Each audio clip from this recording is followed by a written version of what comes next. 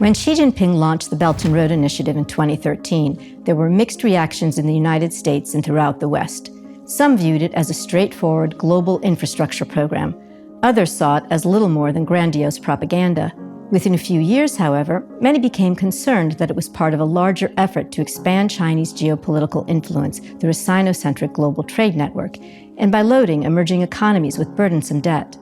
Today, the Belt and Road Initiative has emerged as a founding pillar of China and Xi Jinping's long-term strategy to reshape the world order, one dominated by Chinese notions of state-determined political rights, economic development, and common security. Through China's Belt and Road Initiative, Global Development Initiative, Global Security Initiative, and Global Civilization Initiative, Beijing hopes to diminish Western values in international bodies, dissolve the United States' network of alliances, knock the US dollar off its pedestal, and eliminate Washington's technological edge.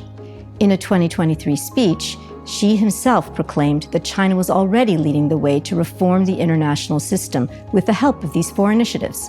Despite such statements and China's initiatives, many American officials have dismissed the writing on the wall, especially after some of China's progress, including diplomatic efforts, have failed or backfired in recent years. U.S. leaders and policymakers cannot assume these setbacks are indicative of a permanent downward trend. Instead, America must recognize Beijing's initiatives and efforts are comprehensive in nature, well-resourced, global, and most importantly, strategically designed to support Xi's long-term vision.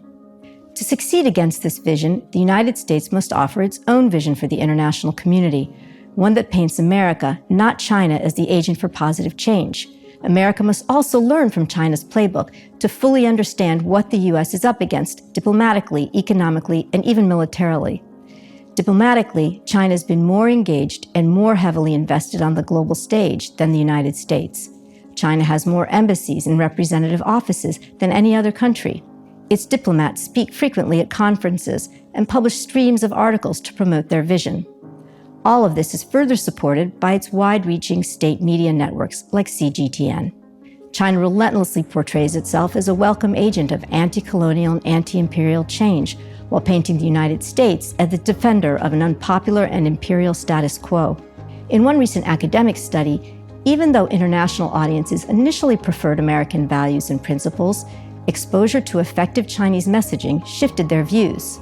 Economically, although Belt and Road financing has dropped sharply since 2016, the initiative still encompasses over 100 countries, and China is on the cusp of leading the world's deployment of green technologies and digital infrastructure.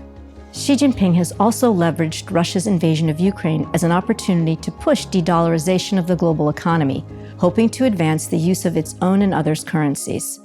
China has also expanded its military reach, establishing its first military logistics base in Djibouti, with plans for an additional 10 bases and support facilities. In Africa, China brought over 100 senior military officials from nearly 50 African nations to its China-Africa Peace and Security Forum, agreeing to hold joint military exercises. And China's foreign ministry reports over 100 countries, regional organizations, and international organizations support China's global security initiative. All of this threatens to undermine, or at least challenge, the military alliances developed by the United States and its security partners. The alternative vision that China offers resonates with many non-Western nations.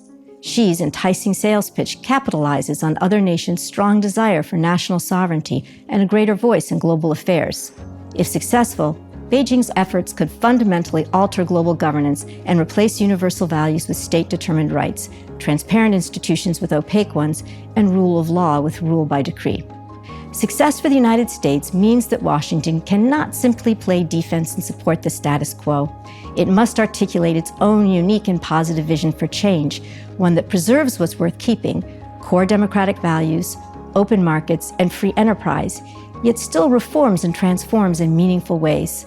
New relationships must be built. Emerging and middle-income economies deserve a seat at the table and a voice in decision-making.